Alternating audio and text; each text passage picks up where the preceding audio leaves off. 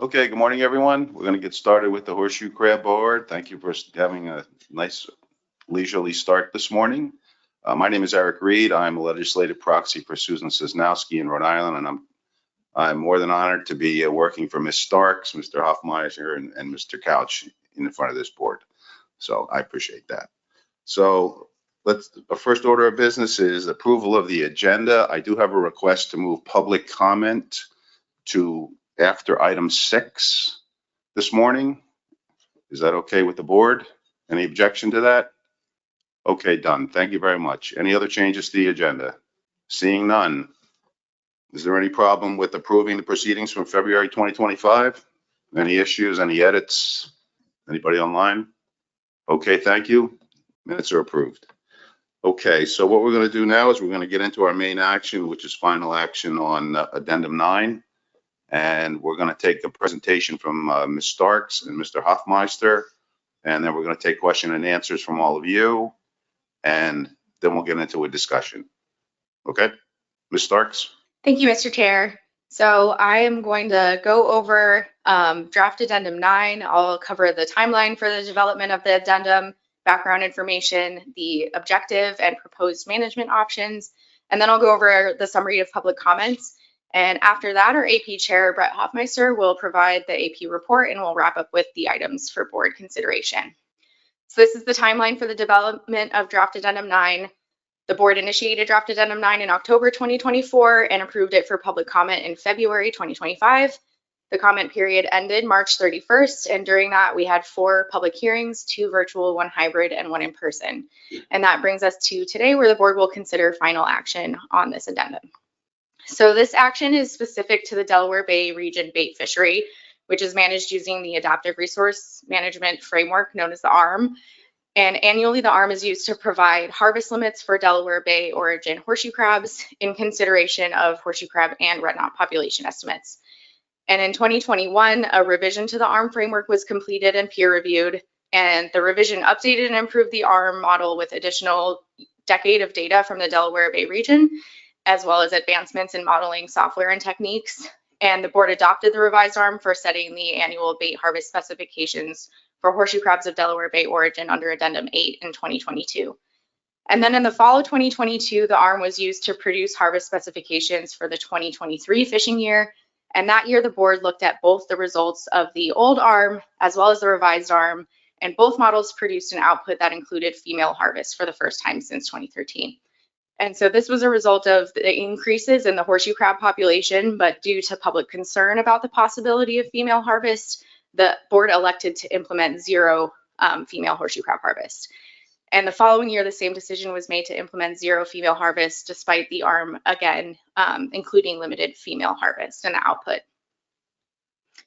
So since the ARM revision, the board has been grappling with conflicting stakeholder values about female horseshoe crab harvest, with bait fishermen still indicating that they value female harvest and other groups opposing it out of concern for red knot and or horseshoe crab populations. So to address this, the board convened a stakeholder workshop in July 2024, and that included the various groups with an interest in horseshoe crab management in the Delaware Bay region, so environmental NGOs, the fishing industry, biomedical industry, bird and horseshoe crab scientists, and resource managers. And this group generated several recommendations to the board related to Delaware Bay horseshoe crab management. And one key outcome was that the participants all agreed the ARM framework should still be used, but that there should be no female harvest from the Delaware Bay region while the board works on some other recommendations from that workshop. So to get at this, the idea was raised at the workshop to allow the board to adopt male-only harvest specifications for several years at a time. And this could serve as an interim approach to pause consideration of female harvest for a period of time while changes are considered to other aspects of the ARM framework to better reflect stakeholder values. So the board initiated this draft addendum in October 2024 after considering those workshop recommendations. And the primary focus of the draft addendum is multi-year specifications for male-only horseshoe crab harvest in the Delaware Bay region using the ARM or alternative methods for setting male harvest limits. And the draft addendum also considers options to clarify harvest season closures and when to apply the harvest caps to Maryland and Virginia's bait harvest.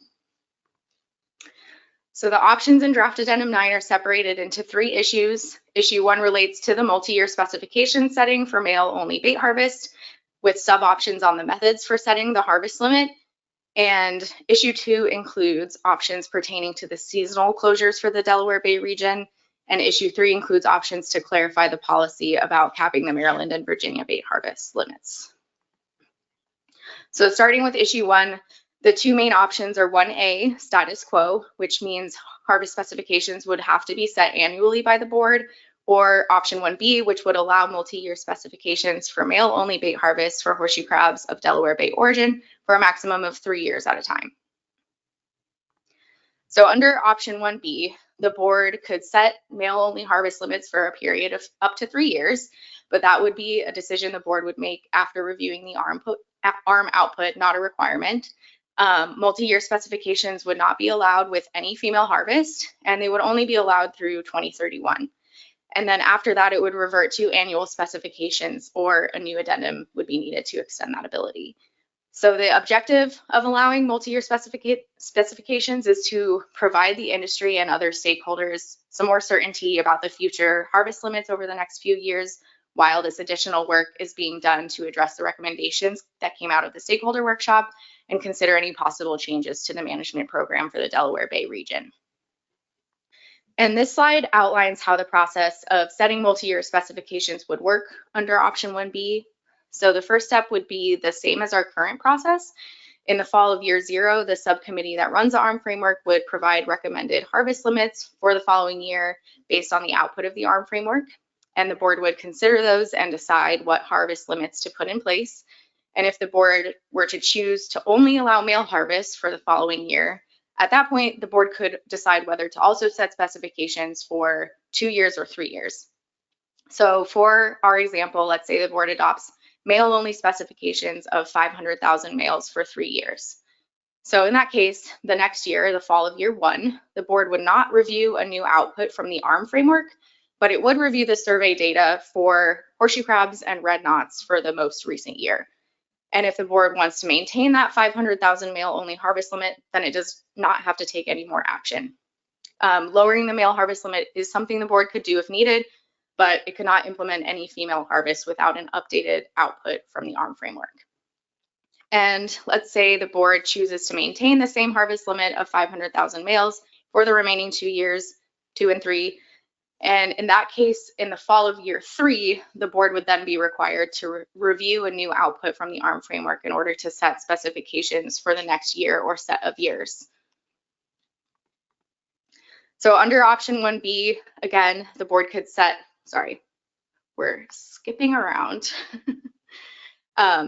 If the board selects 1B, then there are 2 sub-options to consider, and those relate to managing the male-only harvest during the interim years of a multi-year specifications period, so when the ARM is not used to provide a new output. And sub-option 1B is a status quo option, so it would be the same thing as just selecting option 1B. And sub-option 1B2 would establish a requirement to reduce the male harvest limit if the annual horseshoe crab spawning surveys show that the male to female sex ratio on spawning beaches is below 3 males to 1 female. And the biological basis for this method is that male horseshoe crabs can only limit horseshoe crab population growth or red knot population growth if the ratio of males to females on the spawning beaches were so low that some of the available eggs from the females were not being fertilized. And based on the literature, we expect that would not happen unless the ratio of males to females falls below 3 to 1. So this graph and table show the harvest limits that would be imposed under different male to female sex ratios. As you can see, it's a simple linear decrease in the harvest limit for the male horseshoe crabs based on that spawning sex ratio observed in the annual surveys. And if the sex ratio falls below 3 to 1, then the male harvest limit starts to decrease, and it would drop to 0 if the sex ratio were 2 to 1 or less. The PDT chose that 3 to 1 level as a conservative level for starting to reduce the male harvest limit. This is the time series of the spawning sex ratio data from the annual spawning surveys since 1999. The black line is the sex ratio, the green dotted line is the 3 to 1 target, and the red dashed line is the 2 to 1 threshold below which male harvest would be 0. So as you can see, that black line since 1999, the black line has not dipped below 3-to-1. And in recent years, it has been closer to a 5-to-1 ratio. So moving on to issue 2, this set of options is about the season closure for horseshoe crab bait harvest. And the short version is that option 2A would result in a harvest closure from May 1st through June 7th inclusive. And option 2B would result in a harvest closure from January 1st through June 7th inclusive. The longer version and the context here is that right now we are operating under the 2A closure, so May 1st to June 7th. That is what was established for the Delaware Bay bait fishery under Addendum 3 in 2004. And then in Addendum 4, that rule was changed to the closure in 2B, January 1st through June 7th, to provide more protection to horseshoe crab during the spawning season. So from 2006 to 2013, directed harvest was prohibited from January 1st through June 7th, inclusive for New Jersey, Delaware, and Maryland, and landing horseshoe crabs in Virginia from federal waters was also prohibited from January 1st through June 7th. And then when Addendum 7 was developed, the season closure provision was inadvertently left out. And because the provisions of Addendum 6 expired in 2013, that means technically the season closure reverted to the shorter closure from May 1st through June 7th. So that's the lay of the land. So with option 2B, it would be reestablishing the season closure the board meant to maintain when it adopted Addendum 7 in 2012. And so to reiterate, option 2A would require New Jersey, Delaware, and Maryland to prohibit harvest and landing of horseshoe crabs for bait from May 1st through June 7th inclusive. And I just want to note that this includes all landings for bait, whether it's directed or as bycatch. And then option 2B would prohibit directed harvest and landings of all horseshoe crabs for bait in New Jersey, Delaware, and Maryland from January 1st through June 7th, and would also prohibit the landing of horseshoe crabs in Virginia from federal waters during that period. The last issue in the draft addendum is about the harvest caps for Maryland and Virginia. There are two options. Option 3A is status quo, and option 3B would modify the language that would clarify the policy for when these harvest caps are applied. So again, understanding these requires a little bit of context. So I'll talk about status quo first. Addendum 7 and 8 included a provision that places a maximum limit on the total level of harvest allowed by Maryland and Virginia. And the purpose of that is to provide protection to non-Delaware Bay origin crabs harvested by these two states when female harvest is allowed. And the caps for Maryland and Virginia are 170,653 crabs and 60,998 crabs, respectively. For Virginia, that is harvest east of the coal rigs line. And the provision as written states that these caps shall apply except when the ARM framework outputs an optimized harvest that prohibits harvest of female horseshoe crabs. This language leaves some ambiguity about what happens in a situation when the ARM output includes female harvest, but the board chooses not to implement it. So that's what's been happening for the last few years. And the issue is that this language could be interpreted to mean that the caps would apply whether or not the board implements female harvest for the Delaware Bay. So option 3B offers a potential modification to that provision to make it clear that if the board implements a zero harvest limit for female horseshoe crabs, then the caps would not apply. So the proposed language would say these caps apply only when female harvest is implemented, and the harvest caps for Maryland and Virginia would not apply whenever male-only harvest is implemented. So basically, this option would codify the interpretation the board has already been using and remove any room for a different interpretation. So those are all of the options in draft addendum 9, and I'll now go over a summary of the public comments. So during the public comment period, we had 4 hearings, and the sum of public attendance across those was 37, although some individuals did attend multiple public hearings. 4 individuals provided comment at the public hearings, and we received a total of 17 written comments, including 6 letters from organizations and 11 comments from individual industry stakeholders and concerned citizens. And this is how the public comments worked out in terms of support for the various options in draft addendum 9. There were a mix of views, but in general, there was more support for option 1B to allow multi-year specifications, more support for 1B2 to limit the male harvest based on the spawning sex ratio, more support for option 2B to reestablish the January through June 7th season closure. And then on the harvest cap options, there wasn't a big difference in support between the two.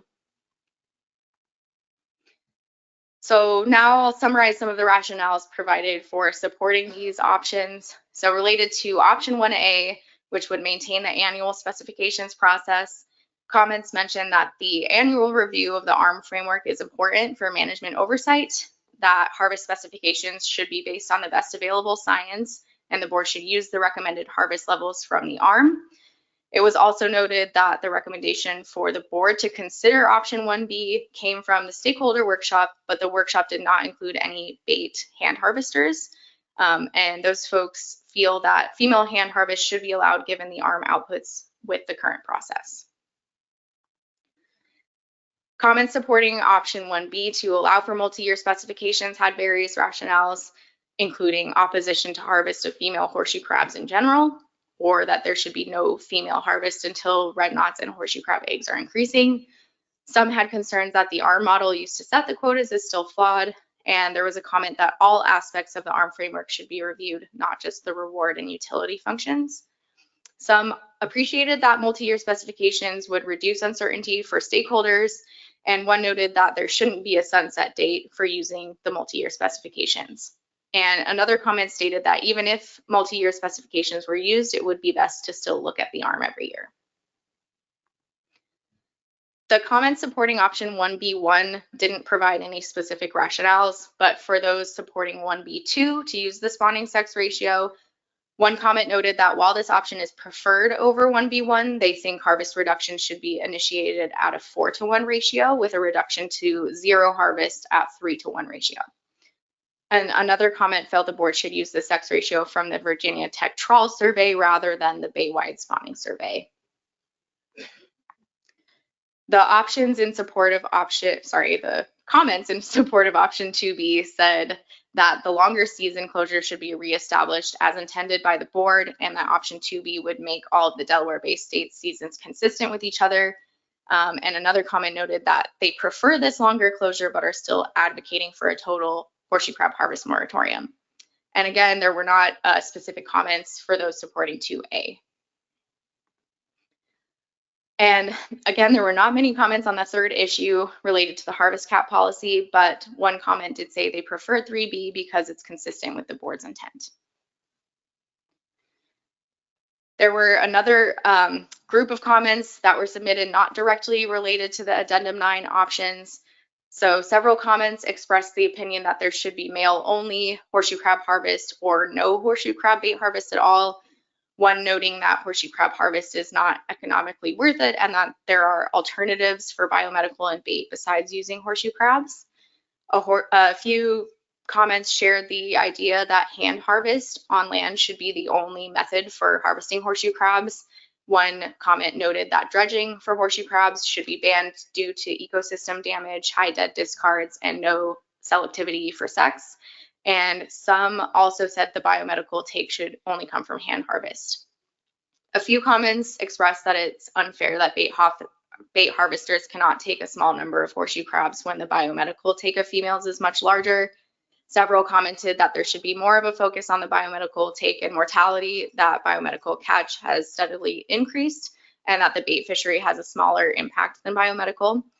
And others commented on the ARM framework, saying that it should still have an objective of meeting a horseshoe crab population carrying capacity as it did in the original ARM.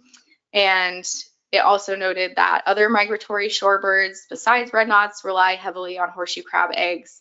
And finally, another comment said more data, such as egg density data, would strengthen the ARM framework, and that horseshoe crab egg density counts remain low.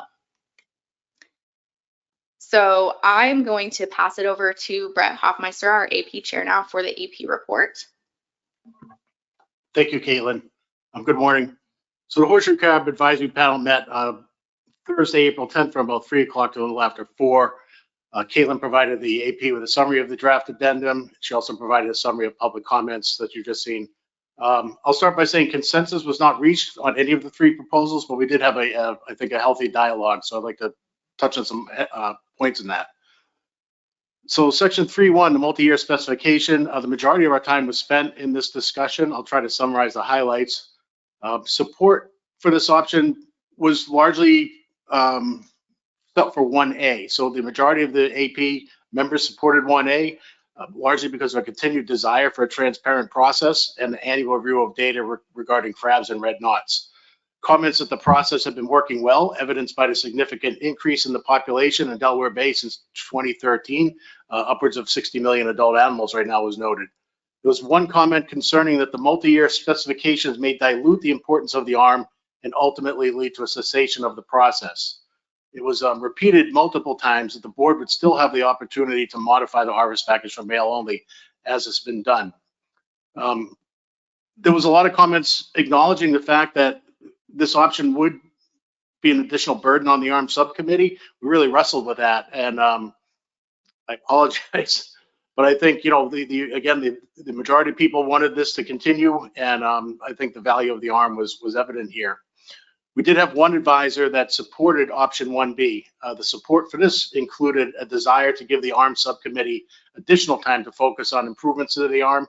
This advisor also noted that the reward and utility functions of the ARM are not completely objective, and thought additional work should be taken there. By doing so, this would get some additional buy-in from stakeholders to the ARM framework. This advisor also supported option 1B2 and stated that a 4-to-1 male ratio female, a 4-to-1 male to female ratio would be more appropriate to start reducing the male harvest limits due to the long generation time for horseshoe crabs. So general takeaways were that members supporting 1A stated they could live with option B, but would prefer sub-option 1B-1.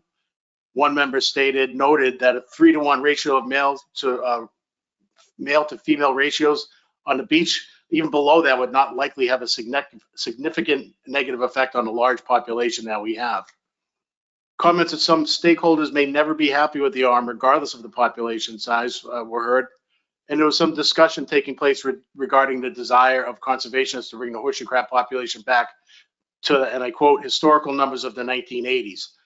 Acknowledging the success of the management, it was suggested by doing so, more conservative management would accomplish this quicker. Next slide.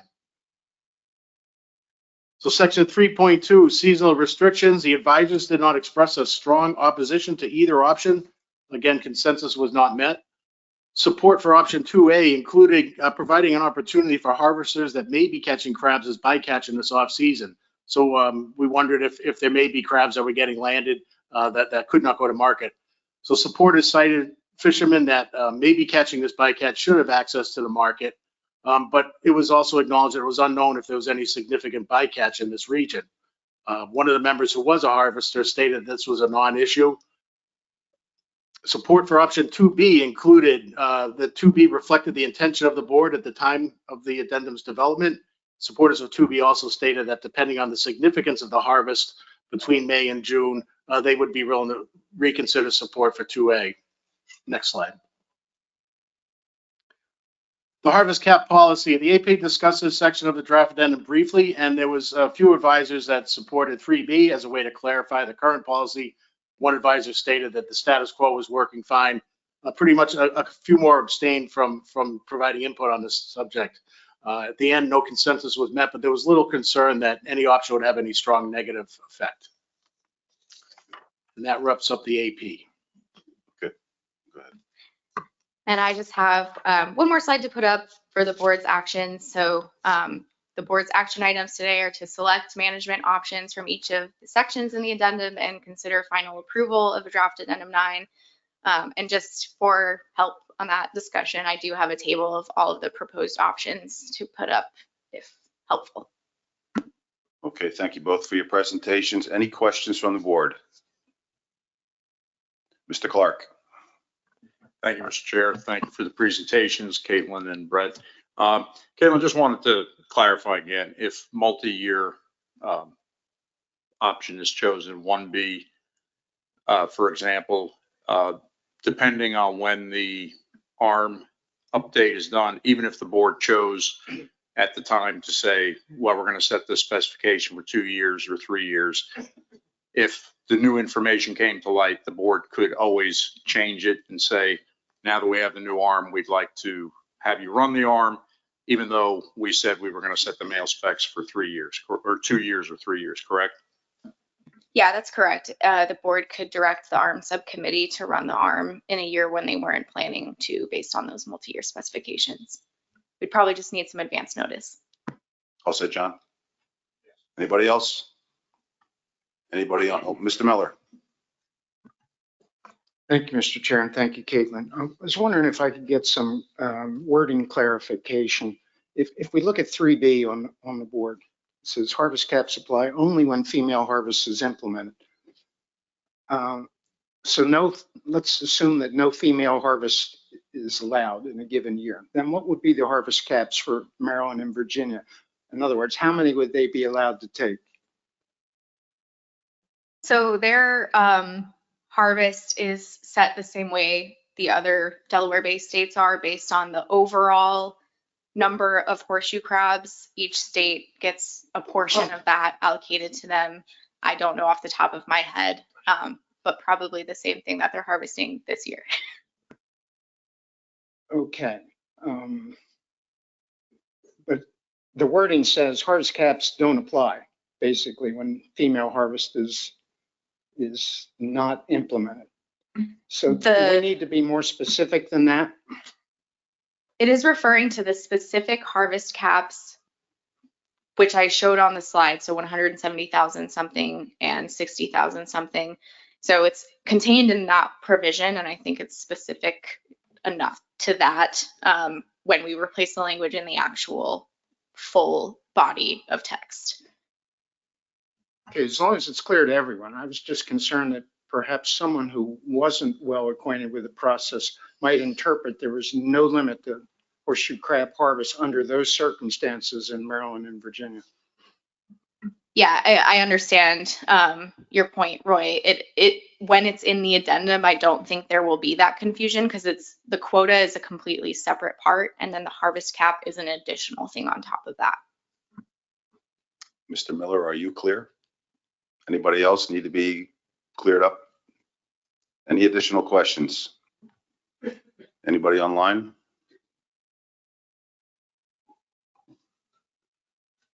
Mr. Clark? Yes. So thank you, Mr. Chair. Sorry, I forgot the other part I wanted to ask Caitlin was with the if option 1B2 is chosen, when is that determination made that the male harvest limit will be reduced? Like if we had multi-year specifications and we're coming into year 2 or year 3 of that, the spawning survey of year 2 shows that the ratio is less than 3 to 1. Do we reduce that year or the following year? And then when would it come back up? It would be for the following year. So as I mentioned, even in years the ARM isn't providing an output, the board would still review the survey data that occur annually. So we would be looking at those data on the same schedule that we do now. And those data include the spawning sex ratio. And so at that point, when the board is looking at harvest specifications for the following year, they would reduce the male harvest. If I can just follow up. So in other words, for whatever reason, the ratio is below 3 to 1 in this year, we'd reduce the following year, but the following year, the spawning survey takes place before the harvest. And let's say, it was an anomaly in this first year. And the second year, the harvest ratio is back up to 5 to 1, like it's been in most years. We wouldn't respond to that. The male harvest would be reduced for that year based on the previous year's spawning survey. I guess that's worth discussing with the board of how to interpret that, because I think the way the PDT was imagining it was that it wouldn't be a permanent reduction to that male harvest, that it would be for the following year. Yeah, I don't mean to belabor the point. I'm just thinking it through, because these things can happen. That's one of the reasons I was a little leery of this option, is because the spawning survey is so dependent on factors that are beyond our control, you know, the tides, the weather, the wind, whatever happens. And so I just didn't want us to be in a situation where we're saying next year you can only take X number of males based on the fact the previous year there was just lower spawning overall and less males were on the beach. So just as long as we're all clear about that. Thank you. Okay. Anybody else on the board? And we have nobody online, right? Oh, Ms. Costa. Thank you, Mr. Chair. Caitlin, just to clarify, I think you mentioned this in your presentation and it's in figure 3. The sex ratio has not dropped below 3-to-1 since 1999, and it's only been relatively close to that target in the early 2000s. Is that correct? Yep, that's correct. It was just above 3-to-1 until 2002, but then it increased and it's not come back down. Yeah, so it's not been close to it in nearly a decade. All set? Okay. Anybody in the public have a question? Anybody online from the public? Okay, seeing none. What's the pleasure of the board? We'll be looking for a motion, or you want to have some discussion before we get going? Mr. Clark. Thank you, Mr. Chair. I believe there's a motion. I would be glad to make a motion so that we can discuss based on the motion. And my motion is move to adopt options 1B and 1B1 under issue 1, option 2B under issue 2, and option 3B under issue 3. Thank you, Mr. Clark. Is there a second? Ms. Kennedy, you're second that motion? Discussion on the motion from the board. You want my rationale? Oh, sorry, John. I'm not sure if we need rationale. You know me, I always go for great rationale. No. Anyhow, just following up on my questions there also, I think that we can, with 1B, we can set multi-year specifications and yet still have the flexibility depending on when the, I know we're going to hear about the update to the ARM. Based on the update to the ARM, if there's, if the board wants to revisit the multi-year specs, that can be done. As I said before, regarding the 1B2 or 1B1, excuse me, the male sex ratio, it's a minor concern, but I think, you know, just because it can have unintended consequences, I'd prefer to go with the not having that limitation based on the male sex ratio in the given year, just because even though it's unlikely to fall, as Ms. Costa just pointed out, it hasn't fallen below 3-to-1 in the whole time we've been doing the spawning survey. But just in case there were some anomalous conditions, I wouldn't want to be restricted to that. And then under 2B on issue 2, I think that the longer harvest prohibition is a better thing to do, just because the horseshoe crabs could be staging offshore at that time and make them more vulnerable. And then I think 3B under issue 3 just clarifies the policy we've been putting in place and helps Maryland and Virginia have clarity as to what their harvest will be. Thank you. Thank you, John. Ms. Kennedy, anything from you? Discussion on the motion from the board. Ms. Costa. Thank you, Mr. Chair. I'll say in general, I'm in support of this motion. In particular, I feel that setting multi-year specifications and not running the ARM annually will give the subcommittee the time they need to conduct their suggested educational meetings, stakeholder meetings, and complete all the technical work to develop alternative utility and reward functions. The one part of this motion that I don't support is for sub-option 1B1. And when you're ready for it, I have a motion to amend. Go right ahead. So move to amend to replace 1B1 with 1B2. Thank you. Is there a second to this motion?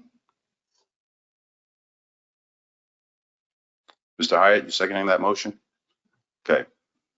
Ms. Costa, you want to provide any additional rationale? Yes, so as stated in the draft addendum, a drop in the sex ratio below 2-to-1 could result in complete incomplete fertilization of eggs and a decline in future recruitment. The Delaware Bay region is in a good status, and in the absence of running the ARM model annually, I'd feel more comfortable having a harvest control rule in place to adjust the male harvest based on the sex ratio to help prevent any decline in recruitment and negative impacts to the horseshoe crab stock and red knot population. And additionally, as already pointed out, the sex ratio hasn't dropped below 3-to-1 since 1999. So I feel that should it drop below that level, that's a pretty strong indication that there's a problem that this board should address, and this harvest control rule provides very clear guidance to the board on when to take action and what action to take. Thank you, Mr. Hyatt. Yeah, not much to add to that. Just feel it adds a little bit of a risk adverse to what we're proposing, so I'm comfortable with it. Okay, thank you. So we have a motion to amend. Any discussion on the motion to amend or the underlying motion from anybody on the board? Anybody online? No, nobody online. Anybody from the public? Back to the board. Okay, I'll have to call the question. Mr. Miller, don't be bashful now, Roy. You got something to say, get your hand up there. May we have a brief pause to check with Yes, you can. other Delaware? 2 minutes, 3 minutes? Okay. Feel free to talk amongst yourself for 2 minutes.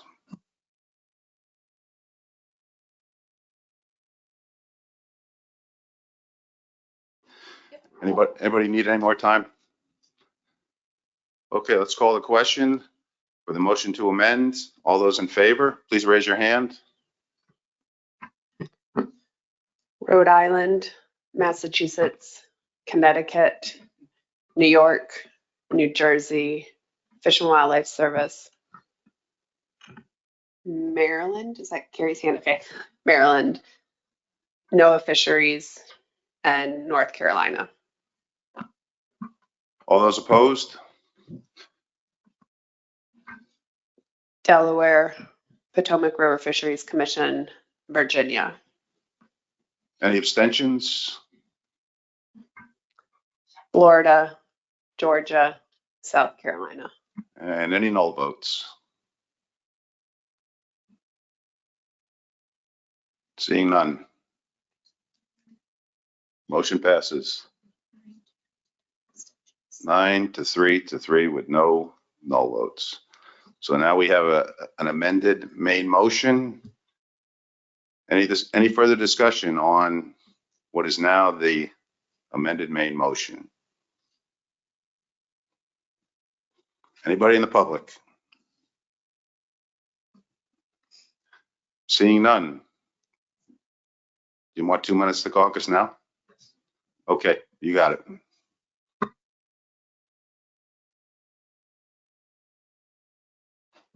Everybody ready? Okay, let's call the question. All those in, well, I'll read it into the record because it has changed. Move to adopt options 1B and 1B2 under issue 1, option 2B under issue 2, and option 3B under issue 3. All those in favor of the motion, raise your hand, please. Rhode Island, Massachusetts, Connecticut, New Jersey, New York, Virginia, Potomac River Fisheries Commission, Maryland, Delaware, NOAA Fisheries, and North Carolina. All those opposed? Abstentions? Fish and Wildlife Service, Florida, Georgia, South Carolina. And any null votes? Okay, thank you. Motion passes 11-0-3. Sorry, 11-0-4-0. Okay. Well, thank you for that. So our next step would be a motion to approve, motion to submit. Mr. Clark? I move to approve addendum 9 with the management option selected today. The addendum is effective immediately, and measures pertaining to the season closure in the Delaware Bay must be implemented by January 1st, 2025. Thank you, Mr. Clark. Is there a second to this motion? Ms. Costa, you're seconding that motion? I misspoke there. I meant 26. Okay. Okay. You want to have a discussion? You want to have a caucus? Anybody opposed? Any abstentions? Any null votes? Motion passes by unanimous consent. Thank you very much. Next up, we are going to address the ARM model. Mr. Swika, you got a presentation for us? Whenever you're ready, go ahead. Thank you, Mr. Chair. Can you hear me okay? Yes. All right, thank you. So next slide, please. So just some background. Obviously we've all seen this problem statement for the ARM framework in the past, but it's always worth repeating. And the problem statement for our situation is to manage harvest of horseshoe crabs in Delaware Bay, to maximize harvest, but also maintain ecosystem integrity, provide adequate stopover habitat for migrating shorebirds, and ensure that the abundance of horseshoe crabs is not limiting the red knot stopover population or slowing recovery. Next slide. Okay, this is just a high-level conceptual model of the entire ARM framework, just to refresh everyone's memory. So we have our two population dynamics models, one for horseshoe crabs and one for red knots. Crab removals from the bait, biomedical, and dead discards are input into the horseshoe crab population dynamics model. The crab model and the bird model are linked together through survival of the birds, which is a function of the number of female crabs in the system. These models are then simulated together, and ultimately our goal is to maximize the average reward across the system. And the reward is a combination of crab harvest plus red knot abundance plus their product. Next slide, please. So in October 2024, at the board meeting, we reviewed the final report of the July 2024 stakeholder workshop, and one of the key recommendations was using current ASMSC processes, refine the ARM reward and utility functions with stakeholder input.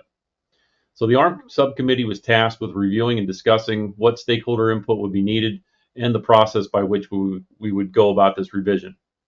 So we met 3 times in early 2025 to develop recommendations on how to proceed. Next slide.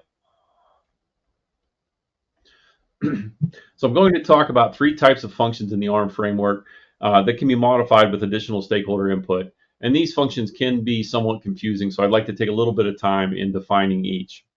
So first is the reward function. And this quantifies the value of the entire system at a given point in time. And this is what we want to maximize over a long time horizon. The reward function is based on the utility functions from horseshoe crab harvest and red knot abundance. The utility functions themselves are based on stakeholder values. For example, how much is X% of horseshoe crab harvest worth, or how much is Y number of red knots worth? And then finally, the harvest policy functions are the end result of the ARM framework, and they tell us how many crabs can be harvested for a given level of horseshoe crab and red knot abundance. This is optimized. These functions are optimized so that the long-term expected reward is ultimately maximized. Next slide. So taking a little deeper dive into the reward function, as I said, it's a combination of the utilities from horseshoe crab harvest, red knot abundance, and their product. The reason why we put all 3 of these in there is so that you can't get all of your reward from just crab harvest or red knot abundance alone. So this is maximized using the adaptive dynamic programming optimization routine within the ARM framework. And currently, the utilities for red knots and horseshoe crab harvest have equal weighting in the reward function. One of the things that we could review and explore with stakeholders are different weights on crab harvest versus red knot abundance to better reflect overall stakeholder values. Next slide. For the red knot utility function, in its simplest terms, you can think of this as answering the question of when are stakeholders happy with the red knot population, or how much value is there for a given red knot population size. Currently, full utility for red knots is achieved when the red knot population reaches 81,900 birds, and this was the same in the original ARM framework. Below 81,900 birds, utility decreases quickly and is zero at 90% of that threshold, which is approximately 73,700 birds. Next slide. So there are a number of possible options that the ARM subcommittee discussed for modifying the red knot utility function.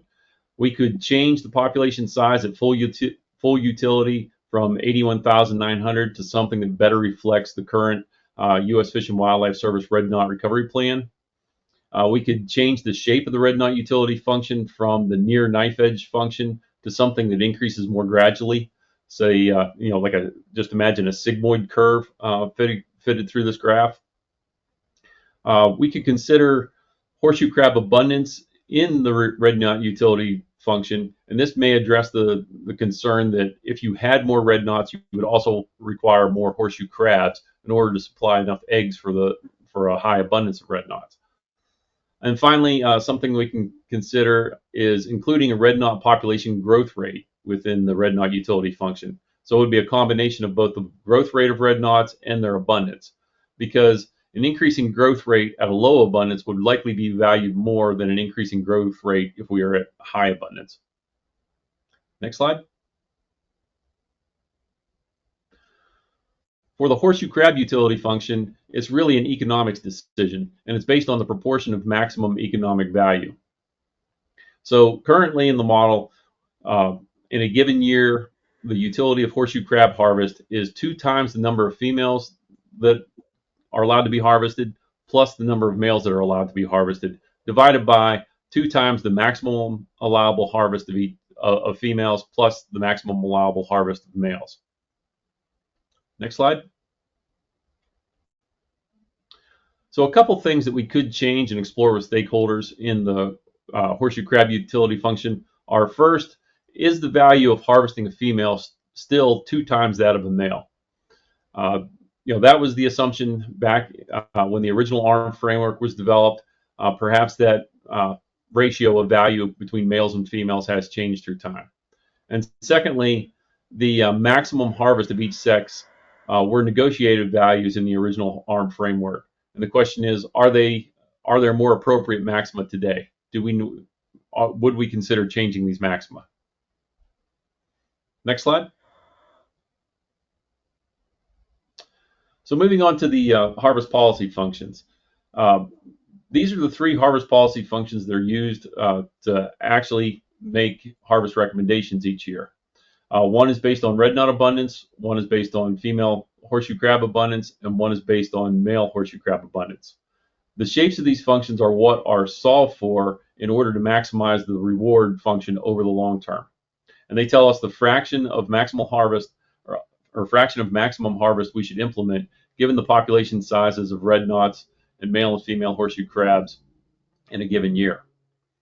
For male horseshoe crabs, the recommended harvest is simply the harvest factor taken from the graph in the lower right, multiplied by the 500,000 maximum allowable harvest. So for example, if we're at 15 million male horseshoe crabs, the harvest factor resulting from that curve is equal to 1. So 1 times 500,000, that's 500,000 male harvest that can be implemented. Next slide. For female harvest, it's a little more complicated. Here we combine the harvest policy functions for red knots and female horseshoe crabs, and graphically we end up with this contour plot to make a final female harvest recommendation. So for example, if we had 50,000 red knots and 10 million female horseshoe crabs, the optimal harvest recommendation would be 125,000 females, which would be an exploitation rate of approximately 1.25% of the female population. So for females, we consider, when we make a final harvest recommendation, it considers both the size of the female crab population and the red knot population. Next slide, please.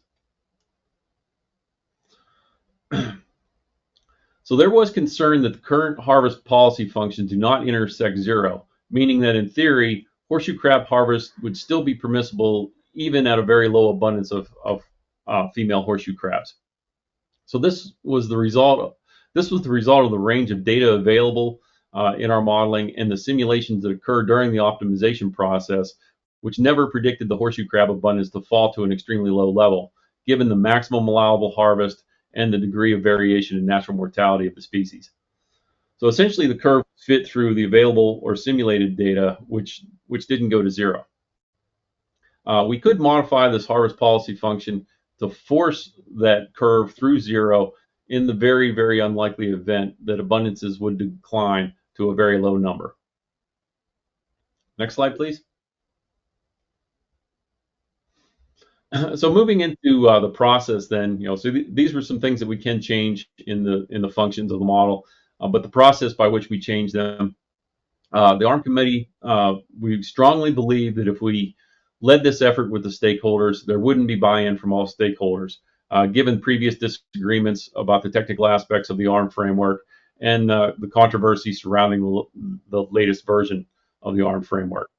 So therefore, we believe there's a strong need for a third-party, independent, structured decision-making expert to guide and facilitate this process.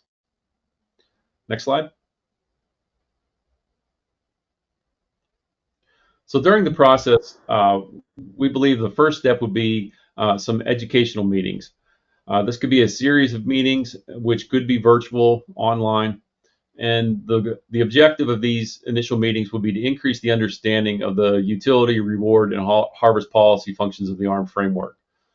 We can also explain the differences between the 2009 and the 2021 ARM frameworks, and allow a dialogue between the technical experts on the ARM subcommittee and stakeholders. So essentially a big Q&A session. Next slide. Then we can move into our stakeholder meetings, and this is where we would really need that expert, structured decision-making experts' abilities in elicitation from the stakeholders. So this could be a single meeting or a series of meetings with the goal of eliciting information on the values to inform the revision of the utility, reward, and harvest policy functions. Stakeholders would be provided specific questions to elicit the necessary information. And then ultimately, we would really like to understand under what conditions would female horseshoe crab harvest be acceptable. And as I said, this would require an SDM expert for the formal elicitation process. Next slide. From there, step 3 would involve a number of ARM subcommittee and technical committee meetings. These could all be virtual, and we would review the information that we gained from a stakeholder meeting and perform the technical work to develop alternative functions within the ARM framework. This would take some time to update the model code, or change the functions, update the model code, and be ready to rerun the entire framework model. And then the Delaware Bay Ecosystem Technical Committee would meet and review the changes to the ARM framework. Next slide. Finally, we would need a board meeting to consider the proposed changes. So we would rerun the ARM model optimization with the alternative or revised utility, reward, and harvest policy functions, present those changes and results to the board, and if the board wished to pursue those recommendations at that time, it would need to initiate an addendum to consider adopting any changes to the utility, reward, and harvest policy functions. Next slide. As we move forward, some additional considerations for the board. First, the SDM expert facilitator. We think that the earlier the better would be appropriate. So the earlier in the process we can enlist an expert, the better they will be able to understand the biology of the species, the controversies surrounding the issues, and provide better facilitation throughout the entire process. Also like to note that, the opposition to Addendum 8 went well beyond just the utility, reward, and harvest policy functions. And although reviewing or revising those functions might be very helpful in this process, there very well could be additional objections to the outcome and underlying population dynamics models. There also needs to be thoughtful design to stakeholder participation. Some stakeholder groups are much larger than others, and we need to find an appropriate balance, to make sure everybody and all viewpoints are represented, but also we also need to be able to hold a meeting, that is manageable with a particular number of participants.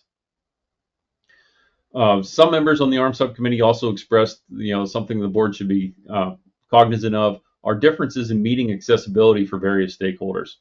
For some stakeholders, it's part of their day job, whereas for other stakeholders, participation means that their day job is not being done.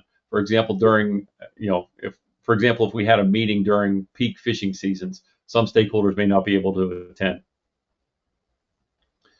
Next slide. And I guess with that, I will take any questions on our proposed framework for moving forward with revising. Okay, thank you, Dr. Suika. So what we're looking for, hold on, John. What we're looking for is any questions. Let's do comments, and in particular, some clear direction or support for the ARM subcommittee's recommendations, and also whether or not this board would support a second workshop. Go ahead, John.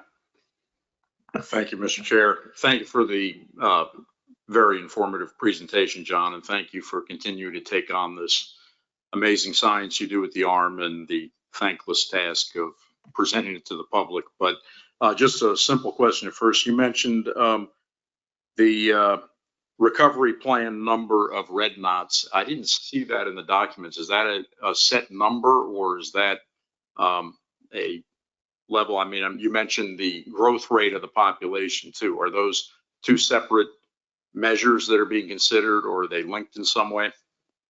They would be two separate measures if we put them into the utility function. The population numbers don't. I'm afraid to throw out a number that I get it wrong, but it would be higher than the 81,900 value. And then a population growth rate, we could estimate that either through modeling or just by looking at our annual counts and our annual mark resite population estimates. So the value of the population growth rate may vary depending on what the size of the population is. If we remain at low abundance, a higher population growth rate, even though we're at low abundance but the population's increasing, that might be valued higher or valued more than if we are at a very high abundance. And if we are at a very high abundance, you would expect the population growth rate to be stable.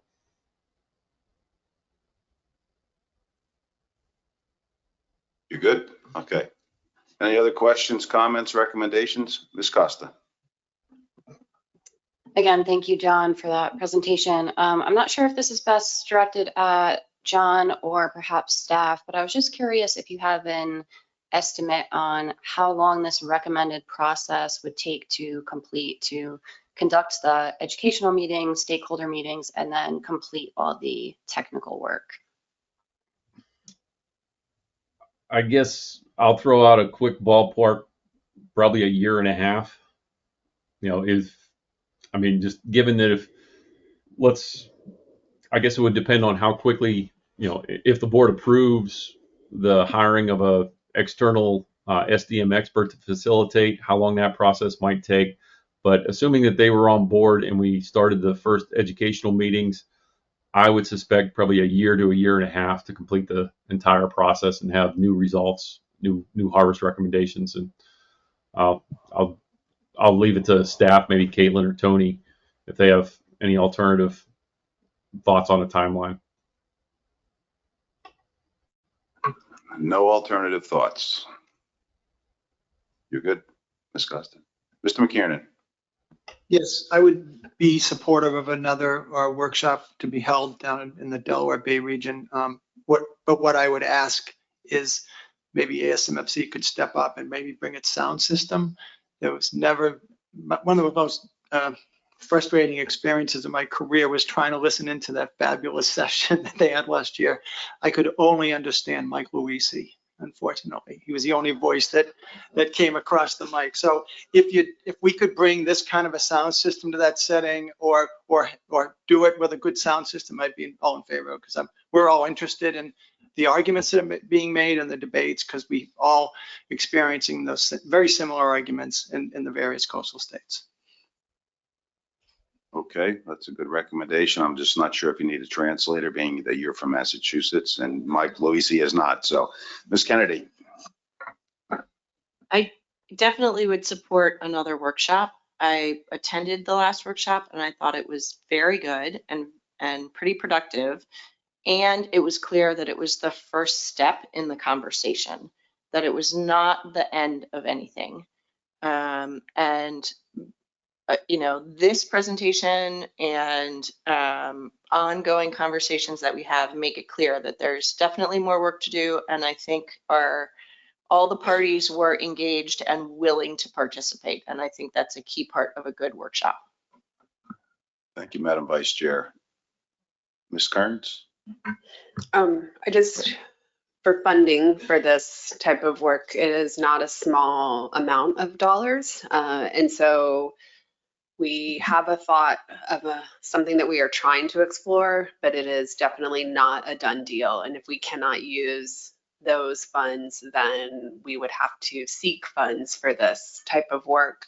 The facilitator would be the largest cost, I think, for this, but maybe not, depending on the number of in-person meetings that would be held and where they're held and the timing for those.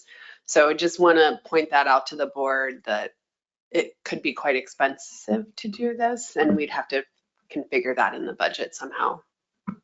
Okay, thank you, Tony. I don't think that's any surprise to anybody. So let me just ask a question of everybody. So far, we've heard 2 comments in support of another workshop, funding pending. Is there anybody that feels differently than that? Okay, so noted. Nobody feels any different. Go ahead, John.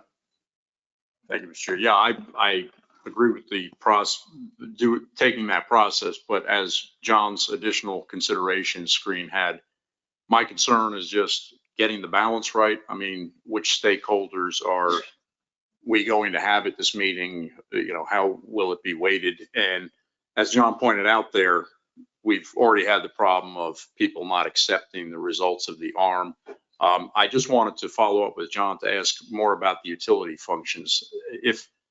How much impact do they have on what eventually comes out of the model? For example, if the utility of the red knot population was greatly increased and the kind of the market value of the horseshoe crab greatly reduced, how much would that affect the outputs of the ARM? John, that's a very good question. I guess one of the major hurdles in the ARM is that the allowable harvest now, both males and females, is very small relative to the population size of horseshoe crabs. So changing the utility functions, changing the harvest policy functions would affect all the final harvest recommendations. But I'm inclined to think that just given the difference, the sheer difference between the allowable harvest and the population size, the model is very likely to still recommend female harvest. And a big reason why is because the allowable, in particular for females, the allowable female harvest is very, very small, and it's even less than the natural mortality that we have on horseshoe crabs. So that's in a nutshell why it's recommending female harvest now. The amount that's harvested probably won't have a very big impact on the population as a whole. Will that change with revising these functions? Yeah, it's definitely going to change some. But unless everybody's on board with some hard and fast sort of harvest control, or also incorporating some harvest control rule that says thou shalt not harvest crabs below this abundance, it is hard for me to wrap my mind around a situation where tweaking these functions would result in zero female harvest. Go ahead, John. Thank you, John. And that was my concern here, is that, we undergo this process, which I fully agree we should, but I'm just very concerned about what the outcome will be. We heard from New York yesterday that the governor vetoed a bill that would have prohibited horseshoe crab harvesting in New York. In Delaware, we've been facing for the last couple of years the prospect of a bill to ban female harvest. Fortunately, it hasn't gone anywhere, but I wouldn't say it is, that people are just walking away from that. So, as I said, I'm just concerned. I really think it's a great idea. Hopefully we can get, with more dialogue, get more understanding of how robust the horseshoe crab population is, and that it can withstand the harvest it's under. But like I said, I'm just concerned just from what's happened since the ARM, which was just done in 2021, that was such amazing science, and it's still, as we all know, not widely accepted in some quarters. Okay, thank you, Mr. Clark. Anybody else? Questions, comments, recommendations? Absent that, I'm assuming we are good with the SC recommendations, including the comments that are made here today. Anybody from the public? Ms. Wills, you have your hand up, or do you want to speak to this topic?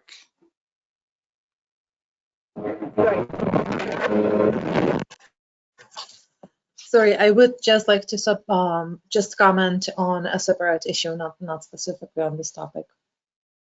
Okay, then we'll get to you in a little while, so thank you. Thank you.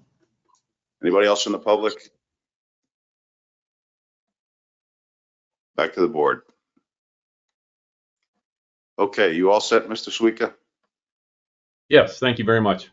Okay, excellent. Let's move on to our next item, which is review and populate the advisory panel membership. And I'm going to turn it over to Ms. Starks. As we all know, getting advisors is not a common problem to just this board. It's a problem to everybody. And, we really do appreciate the fact that people from the public take time to serve on these panels. And we have a couple of actions here. We have a few ideas on how we want to move forward, but I'll turn it over to Ms. Starks for presentation, and then we'll go from there. Thank you. Sorry, Eric. I just want to make sure it's clear that we would move forward with those workshops pending the ability to find the funding to do so, correct? Yeah, I think that we. Okay. I just want to make sure that that's pretty clear. Okay.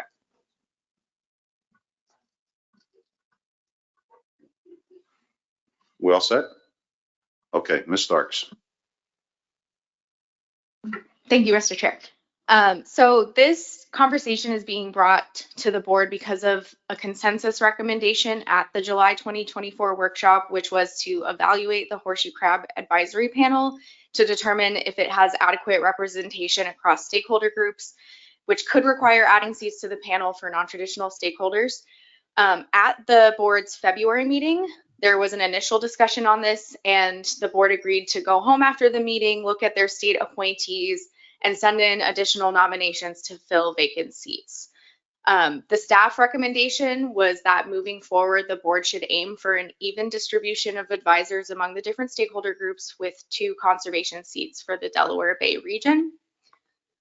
So since the February meeting, we received 3 nominations for new advisors. 2 are for commercial harvesters nominated by New York and Virginia, and 1 is a self-submitted nomination for a conservation biologist from New Jersey. And today, staff is looking to the board for some additional guidance to get clear direction on how to move forward with this AP. So I've listed some specific questions for the board to consider.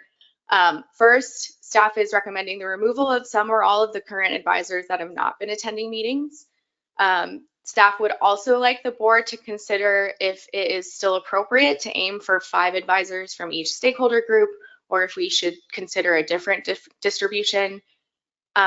Even with those nominations that we received, there are still several vacant commercial seats on the AP. So should we remove those seats from the panel?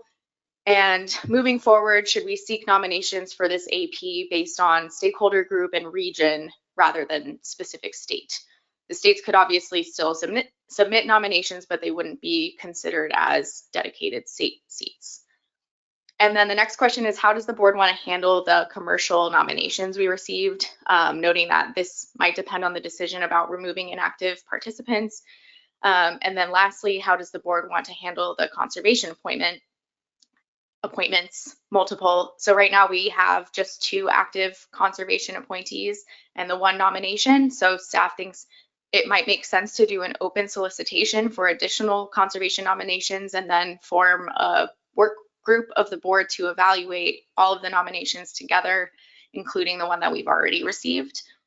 So I know that's a lot to chew on, but I'm happy to answer any questions needed for discussion. Ms. Kennedy. Yes, I just want to note that while our advisors in Maryland have a record on the materials as of low activity, I do continue to support their participation in the group. Both of them attended the workshop last year, and I thought that they were valuable members. I can speak to them about their availability to continue to attend other meetings. However, as Dr. Suika noted, accessibility to some things is very difficult for some sectors. Okay, thank you. Anybody else? Mr. Clark. Thank you, Mr. Chair. Just want to, with both sets, are we talking now, I mean, traditionally, I've always considered it like a state could have 1 of each. Is there any hindrance to, if there are vacancies, for a state to have multiple, if, for example, Delaware had more than 1 commercial person that wanted to be an advisor, to having more than 1 from a state if there were vacancies that couldn't otherwise be filled? Ms. Berger.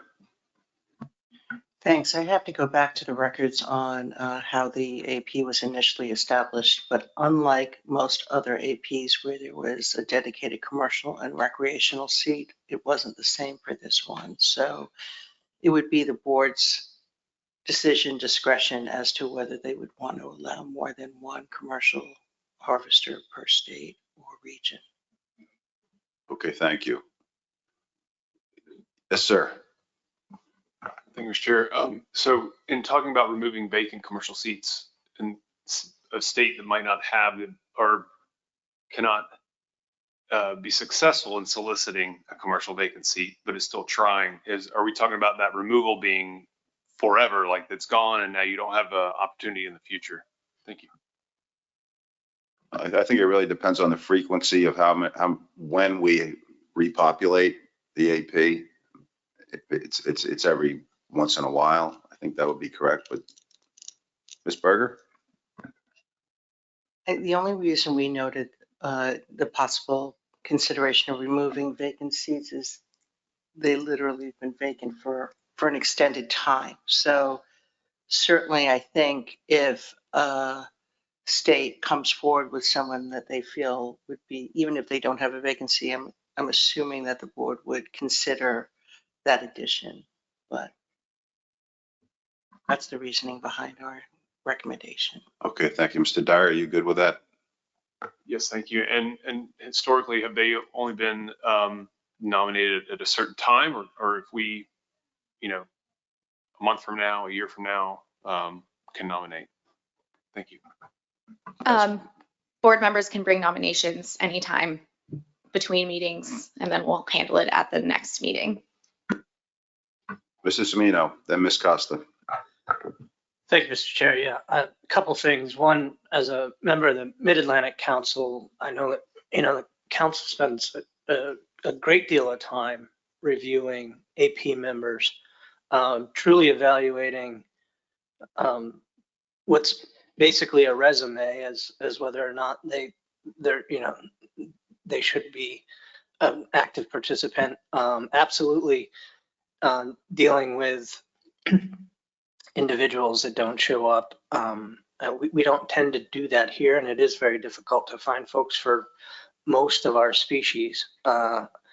We've had a lot of conversations recently about getting the balance right here, and I kind of have to apologize to everyone because I did seek a nomination in New Jersey for a non-traditional. I kind of jumped the gun.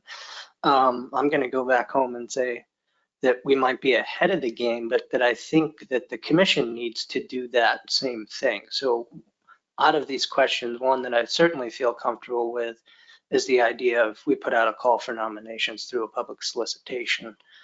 I'm not sure about the working group because I'm not sure who would populate it, but since balance is so important, that may still be, something that we can work on. Okay, thank you, Joe. Are you talking about a solicitation for the non-traditional stakeholder seat? Okay, so we're just clear about that. Ms. Costa, then Ms. Kennedy.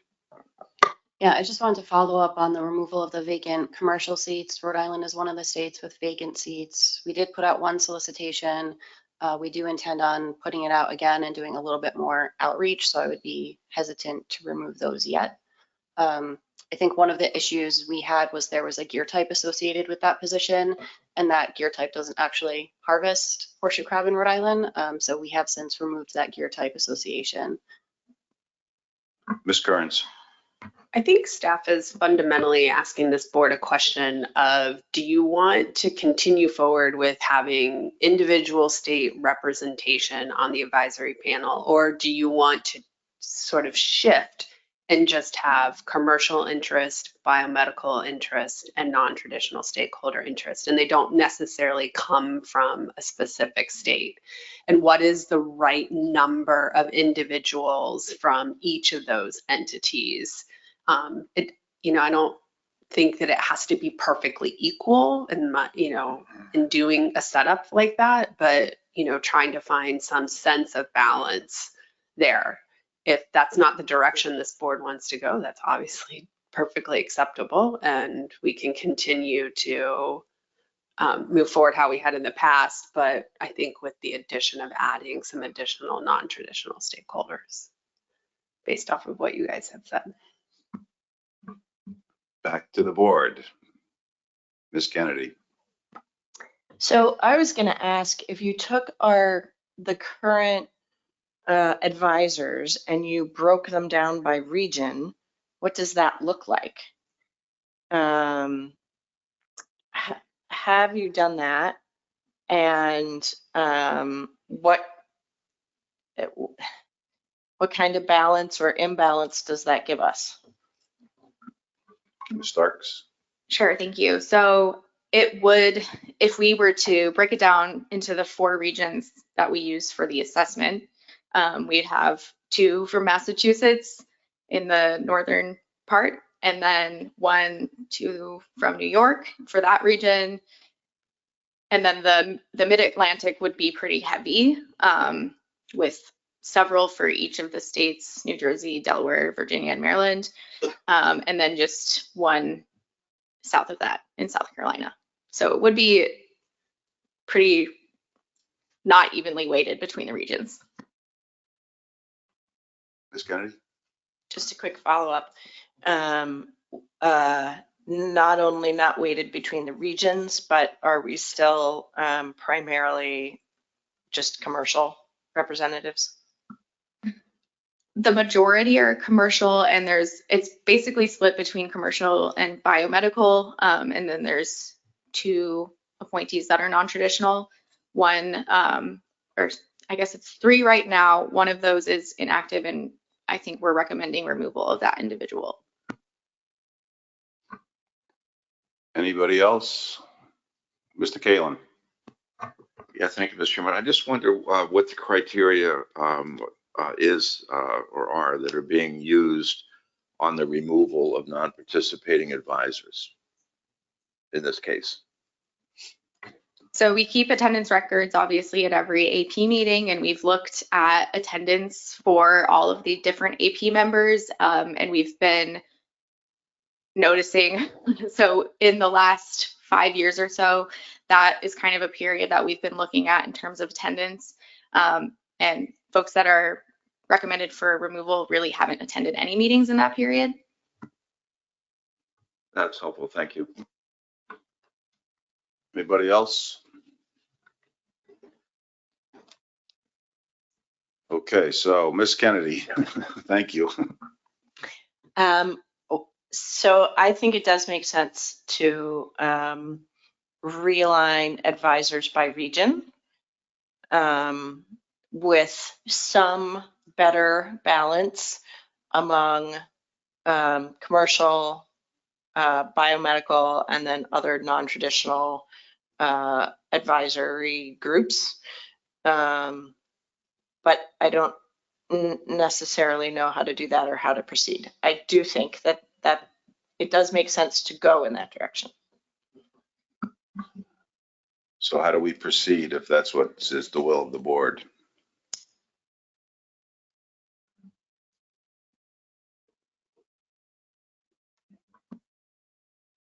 Well, let me ask you this question.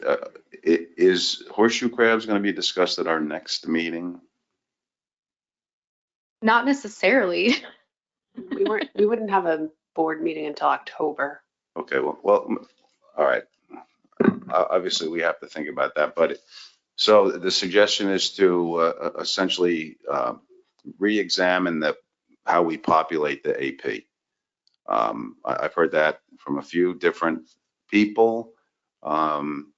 So is there anybody that would have a problem if the staff took a look at that, and the next time the Horseshoe Crab Board meets, we can come up with a suggestion for that?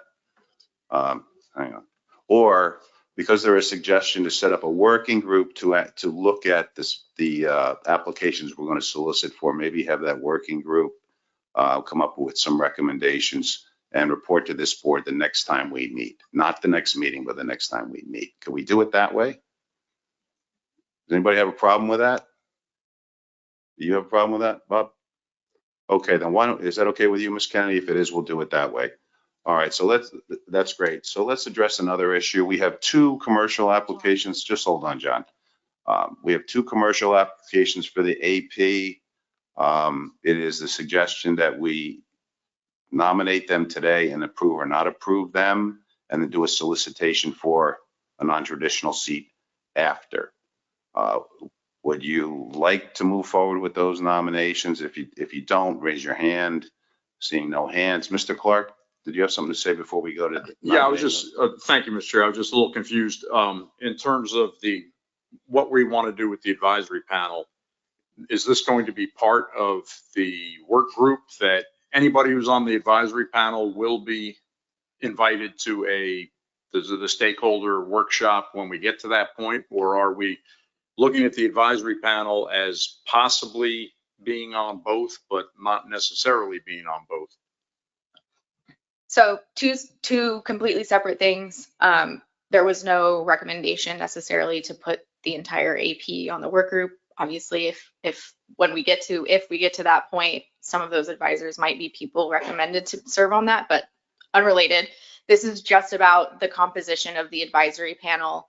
And I guess for clarification, I think what we just are talking about is having a work group, several members of the board, look at both the open solicitation nominations and the composition of the AP in terms of region distribution and sector distribution. No, I get that, and I'm fully in support of that. I just think that if we do go through all this trouble to create a new advisory panel, I would hope that they are all the first people asked to be on any stakeholder work group that is going to consider changes to the ARM, because otherwise they're going to be hurt feelings. Yeah, thank you, Mr. Clark. But to your earlier comment about a workshop, you have to pick and choose carefully who you put on there, not just have a blanket pass to get on there. So, okay. And thank you for volunteering to be the chairman of the subgroup to analyze all this, John. So anybody else who wants to join John, you just let John know and we'll populate that committee. Thank you, John. So with that, let's address the two nominations we have for the commercial seats that are available. Ms. Berger, is that you or? We would recommend the approval of Edwin Chiafolo. Sorry if I did not say the name right. He is a commercial gillnet potter from New York, as well as Pete Bender, who is a commercial dredger trawler from Virginia. Okay, thank you, Ms. Berger. Does anybody want to make that motion? Mr. Hornstein, you're making that motion as soon as we get it up on the board?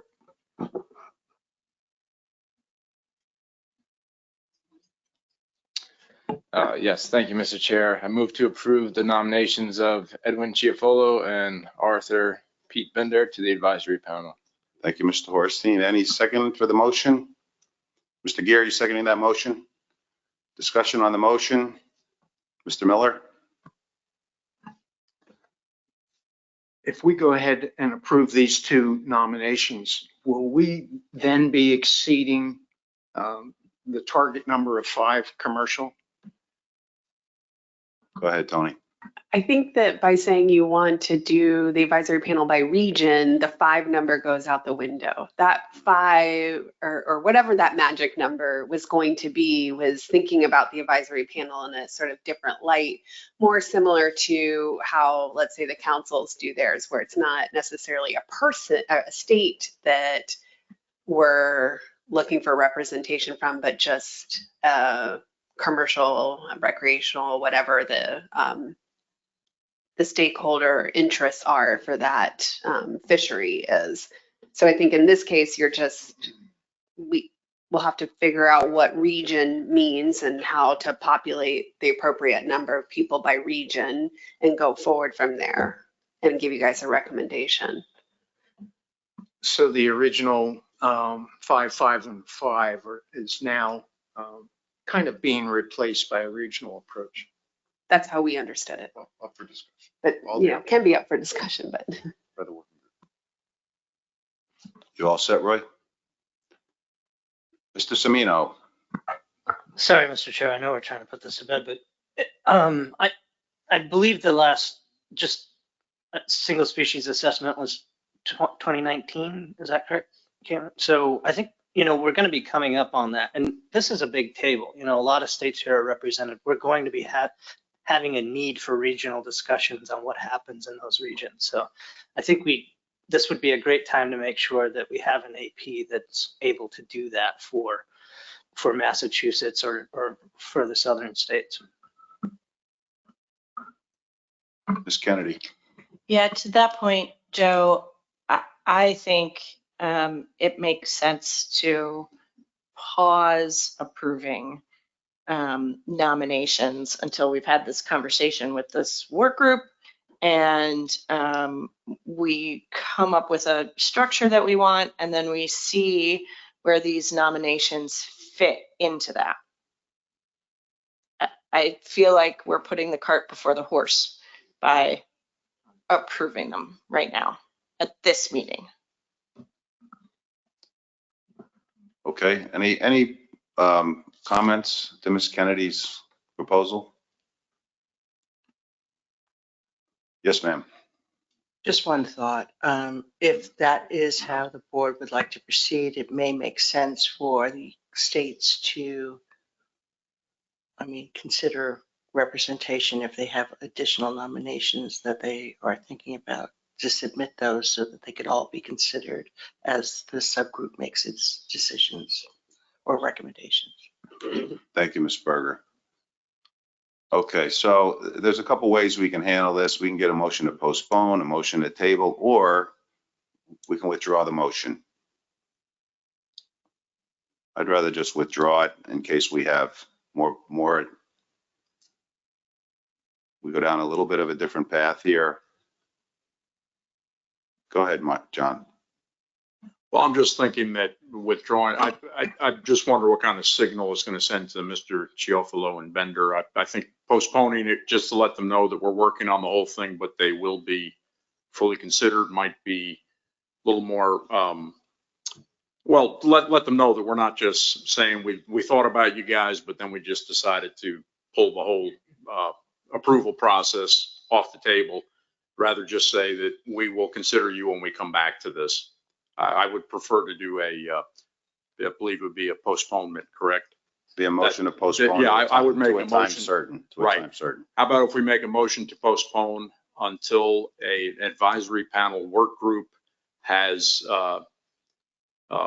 made its recommendations to the board and the board is approved, or something to that effect. I'm sure staff can make it sound a lot better than that. Okay, John, just give us a second. While they're putting on the board, Mr. Dyer, do you have something you want to add here? I think, sure. Yeah, I was just going to say, I second it. I support it. And if we postpone it, when it comes back to the board, we can amend it if need be, if we want to add some folks to it that in that time frame in between, some states are able to drum up some recommendations. Thank you. Yeah, I mean, don't get me wrong. I was just, I'm just presenting options to the board. There's 3 ways you can handle it. I absolutely do not want to insult anybody that wants to be on EAP. That is not my intent. No problem, John. Well, let's get it on the board and we'll go from there. Yes, Mr. McKiernan. Are you accepting volunteers from the board to participate in the work group to develop the advisory panel? Yes, I am, Dan. Would you like to be one of them? I would. Okay. So it's Mr. Clark and Mr. McKiernan. John, are you good with that? Ms. Kennedy, are you good with that? Yeah, okay. Anybody else? I mean, I'm not anticipating this is going to be a giant work group, but is there anybody else that would like to jump in? And you can think about it, Ms. Kennedy, we got your name on there, no problem. Okay, great. Any, Tina just asked if we possibly have another member from the southern region. how y'all doing down there? So Mr. Dyer, you in? Okay, perfect. And of course, anybody else that wants to be on this subgroup, you can think about it and let us know. But okay, so we have 4 so far. Okay, Mr. Clark, you want to read the motion into the board and we'll get going here. Yes, sir. Move to postpone until the board has made a decision on how to compose the advisory panel. Rationale? Thank you for not having any. Mr. Dyer, are you good? Okay, is there any discussion on the motion? Is there any opposition to the motion? Any null votes, any abstentions? Motion passes by unanimous consent. And I think that takes care of our business under this item. Okay, so let's move on to public comment. Is there anybody in the audience that would like to make a public comment on items that are not on the agenda that is no more than 3 minutes? I don't see anybody in the audience, anybody online, just hold on. Ms. Wills, why don't you go ahead? And then Mr. Ritchie, I think you would be next. 3 minutes, please. Okay, thank you so much. So my name is Veronica Wells, and I am a Director of Global Technical Services at Associates of Cape Cod and a subject matter expert on endotoxin dusting for the last 18 years. So obviously the horseshoe crabs are used as part of the endotoxin test. So I just wanted to address today a very common misconception that we've noticed, and that is that the LAL and the collection of horseshoe crabs for manufacturing of LAL reagents is no longer needed. This misconception is reportedly due to the fact that there are now synthetic options. Those are referred to as the recombinant reagents for endotoxin testing, and because these options are supported by the U.S. Pharmacopoeia. So unfortunately, these assumptions are incomplete, and I just wanted to lay out here for information on how this actually works and what the horseshoe crabs designated for biomedical collections, what are they actually used for. So there's actually 2 separate segments where the horseshoe crabs are used. So the first segment is, as I already mentioned, the production of the LAL reagents, and those reagents are used for the detection of bacterial endotoxin, which is a required test to be done prior to release of pharmaceutical drugs and medical devices. So it's a quality control release test, and It is regulated by the US FDA, and so the implementation of this test and the routine testing is a highly regulated environment, which is also impacted by global registrations of the drug products. There are currently only 4 FDA licensed LAL manufacturers in the US, and they collectively supply much of the world and the US with these vital reagents. And all 4 of these manufacturers also have the synthetic version of the LAL reagents. So that's the recombinant reagents. So the use of the recombinant reagents is undoubtedly the future of endotoxin testing. It is now recognized by the USP, and the USP encourages its use. However, that's only the first step in the transition. Because it's a highly regulated environment, the transition will take a while, and basically it means that every single drug product that is used in the world and that is being tested by LAL will have to be transitioned to the synthetic reagents, and that will take a long time, especially because there is actually no harmonization on this issue across the pharmacopoeias. So the second segment where the CRABs and LAL is used is actually less known, but probably even more important than the LAL. And it is the production of a reagent or reagents that are used in the early diagnosis of invasive fungal infection, and that's a very, very deadly disease. It's a clinical test. Thank you. I know I'm up. Thank you very much. Okay, thank you. Next, I have Mr. Ritchie. Yes, thank you, Chairman. I'm Branson Ritchie. I'm the Director of Technology Development at the University of Georgia New Materials Institute. I'm making this comment based on conversations with John Clark and through invitations from Tony, and thank you for that invitation. One of our primary objectives at the New Materials Institute is replacing environmentally persistent, micronizing, and toxic plastics with non-toxic, biologically degradable alternatives. When you use petroleum-derived plastic fishing gear, such as bait bags or bait buckets in your particular modeling, you are intentionally introducing a micronizing toxic material to your fisheries, where those toxins then negatively impact the health of your fisheries. That, of course, is your livelihood. We have developed and have preliminary crab and lobster fishing data on biologically degradable drop-in replacements for the plastic bait bags and bait buckets that are currently being used in multiple fisheries. We'd like you to consider this as a sustainable fishing objective, where you replace any plastic fishing gear with an ocean degradable alternative, and that will ultimately improve the health of your fisheries and also your product as consumers become increasingly aware of the consumption of these micronized plastics in their food. Additionally, in fisheries where the availability of bait is an issue, we have developed an ocean degradable bait puck that can be loaded with different lures depending on the species for which you're fishing, and can be formulated to degrade in either days or multiple days, depending on a particular fishery's needs. I can be reached at britchie, that's BRITCHIE at uga.edu, or my cell number is 706-206-7931. That's 706-206-7931. If you have questions on how we can assist any of your fishermen reduce the use of toxic plastic fishing gear. And thank you for the opportunity to present to the board. Thank you, Mr. Ritchie, for your comment. Anybody else from the public? Okay, seeing none. Any other business before the board today? Mr. McKiernan. Yes, not under the business, but because the acoustics were a little sketchy on the first speaker, could we invite that speaker to send to the commission the complete comments just to be distributed among the members?